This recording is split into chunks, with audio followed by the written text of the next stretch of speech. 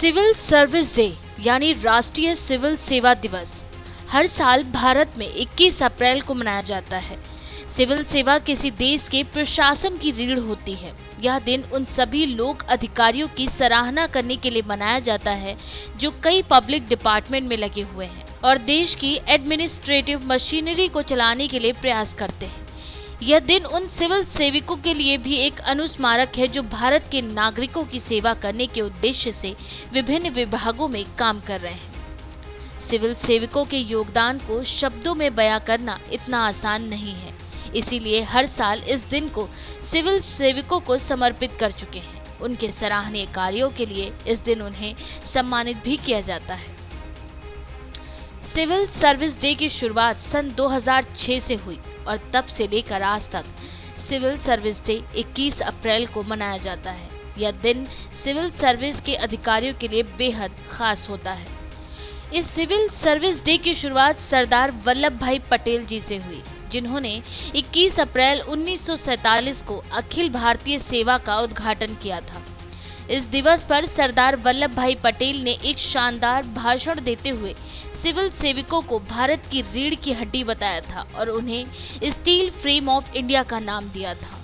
और उसके बाद से इस तरह का समारोह सन 2006 में नई दिल्ली के विज्ञान भवन में आयोजित किया गया और तब से 2006 से दिनांक 21 अप्रैल से इस दिवस की शुरुआत की गई। आज भी प्रधानमंत्री नरेंद्र मोदी द्वारा इसे मनाया जाता है। सिविल सर्विस के इस दिन लोक प्रशासन में विशिष्टता के लिए प्रधानमंत्री पुरस्कार एक सम्मान के तौर पर दिए जाते हैं।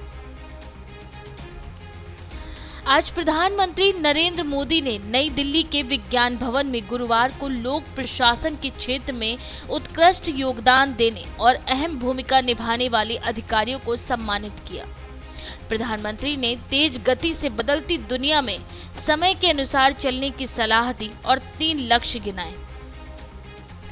उन्होंने कहा कि हम एक लोकतांत्रिक व्यवस्था में हैं और हमारे सामने 3 लक्ष्य हैं। पहला, देश में सामान्य से सामान्य मानव के जीवन में बदलाव आए, उसके जीवन में सुगमता आए और उसे उसका एहसास भी हो। दूसरा, आज हम कुछ भी करें उसको वैश्विक संदर्भ में करना समय की मांग है। और तीसरा, व्यवस्था में हम कहीं पर भी हों, लेकिन जिस व्यवस्था से हम निकले हैं उसमें हमारी प्राथमिक जिम्मेदारी है देश की अखंडता और एकता।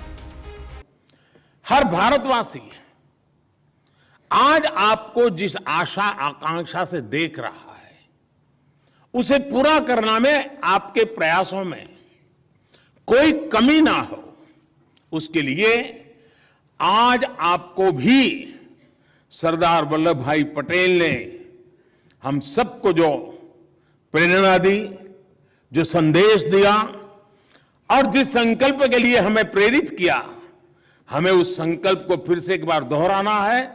हमें फिर से खुद को उसके लिए वचनबद्ध करना है और यहीं से कदम को आगे बढ़ाते हुए निकलना है। हम एक लोकतांत्रिक व्यवस्था में हैं और हमारे सामने 3 लक्ष्य साफ साफ होने चाहिए और मैं मानता हूं कि उसमें कोई कॉम्प्रोमाइज नहीं होना चाहिए। और 3 ही होता नहीं है, बाकी और कुछ चीजें हो सकती है, लेकिन मैं सिर्फ 3 को आज समावित करना चाहता हूं। पहला लक्ष्य है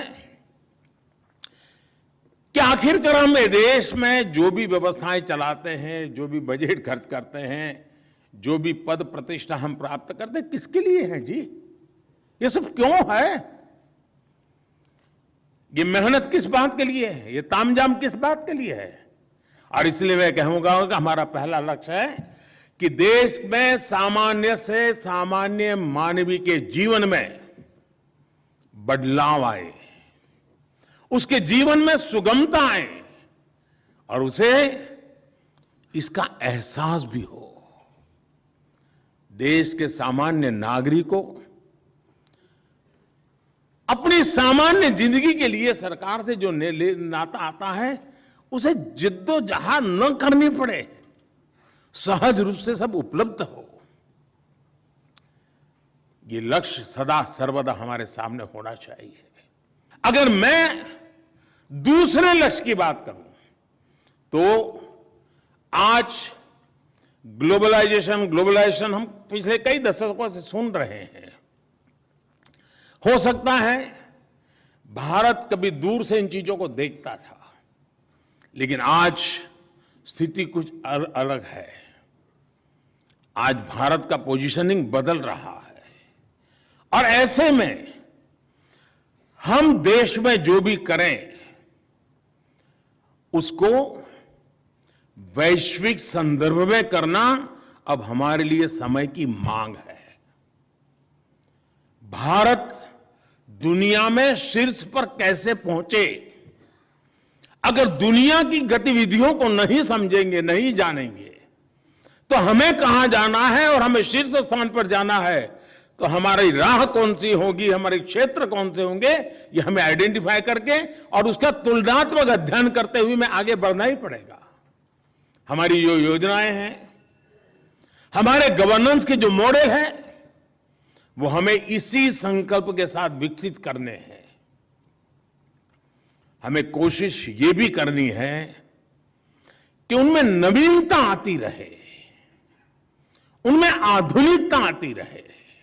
अगर मैं आज तीसरे लक्ष्य की बात करूं, जो एक प्रकार से मैं दोहरा रहा हूं, क्योंकि इस बात को मैं लगातार कह रहा हूं, सिविल सर्विस का सबसे बड़ा काम ये कभी भी हमारे लक्ष्य से ओझल नहीं होना चाहिए। व्यवस्था में हम कहीं पर भी हो, पद पर हम कहीं पर हो, लेकिन हम जिस व्यवस्था से निकले हैं उस व्यवस्था में हमारी वो प्राइम रिस्पॉन्सिबिलिटी है, और वो है देश की एकता, देश की अखंडता। उसमें हम कोई कॉम्प्रोमाइज नहीं कर सकते। स्थानीय स्तर पर भी हम जब भी कोई निर्णय करें, वो निर्णय कितना ही लोक लुभावना हो, वाहवाही बटोरने वाला हो, कितना ही आकर्षक लगता हो, लेकिन एक बार उस तराजू से भी उसको तोल दीजिए कि मेरा ये छोटे से गांव में कर रहा हूं जो निर्णय है, कहीं वो मेरी देश की एकता, अखंडितता के लिए रुकावट बनने वाला है, तो मैं कोई बीज तो नहीं बोल रहा हूं। आज तो अच्छा लगता हो, प्रिय लगता हो, लेकिन श्रेयस्कर न हो। और महात्मा गांधी हमेशा श्रेय और प्रेय की बात लगातार करते थे। हम उस बात की ओर आग्रही बने। हम नकारात्मकता को छोड़ करके हम ये भी देखें, हमारा कोई भी फैसला देश की एकता को मजबूत करने वाले स्पिरिट से जुड़ा होना चाहिए। सिर्फ वो तोड़ता नहीं, इतना इनफ नहीं है, वो मजबूती देता है कि नहीं देता है। और विविधता भरे भारत के अंदर हमें लगातार एकता के मंत्र का सॉल्यूशन करते ही रहना पड़ेगा, और ये पीढ़ी दर पीढ़ी करते ही रहना पड़ेगा, और उसकी चिंता हमें निकालनी पड़ेगी। बता दें, इस दिन को सिविल सर्विसेज डे के तौर पर इसलिए चुना गया क्योंकि आज़ादी के बाद भारत के पहले गृह मंत्री सरदार वल्लभ भाई पटेल ने साल 1947 के 21 अप्रैल को ही दिल्ली के मेटकॉफ हाउस में प्रशासनिक सेवा अधिकारियों के परिविधानों को संबोधित किया था। पहला नेशनल सिविल सर्विस डे साल 2006 में नई दिल्ली के विज्ञान भवन में मनाया गया था। भारत सरकार ने प्रशासनिक सेवा में जुटे अधिकारियों के कामों का आकलन किया था और उन्हें सम्मानित किया था। Bureau report, live India news, Lucknow.